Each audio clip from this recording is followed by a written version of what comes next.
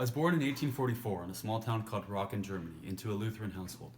My grandfather was a defender of Protestantism, and my father was appointed pastor of my town by King Friedrich Wilhelm IV, but died when I was 5 years old. Due to my father's status, I attended a private boarding school early in my teenage years. I then went to university to study theology and philosophy. However, I transferred shortly after, fighting with my classics professors. 2 years later, I went into military service, but returned after serious injury. Having been born before the revolutions of 1848, I witnessed the chaos that radicalism can bring about. My upper-class status protected me from this, but my exposure to this formed my beliefs. Some of my most famous works are Beyond Good and Evil and The Antichrist. I pioneered the concept of an Übermensch, displaying my desire for a person to be the best they can be without faith. The point of my work is to show that God is dead and show the rejection of Christianity and religion. I was very much against anti-Semitism and tried to help minorities.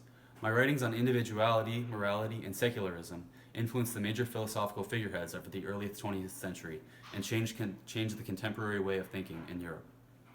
My motto is, the strongest will rule. I believe this because that through a secular creativity and a will to be better, a new class of humanity will form and be glorious. It will exist beyond traditional categories of good and evil.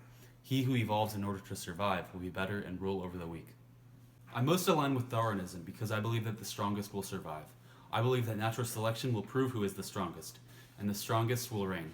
Unfortunately, I am most aligned with Nazism because of the similarities between my beliefs and the Nazi beliefs in an Aryan race. However, I was strongly against anti-Semitism. Other Europeans I agree with are Charles Darwin because of his notion of natural selection. I also agree with Emile Zola in his hatred of the church and Christianity, and Sigmund Freud because of his beliefs on the human mind and because he was strongly influenced by my work.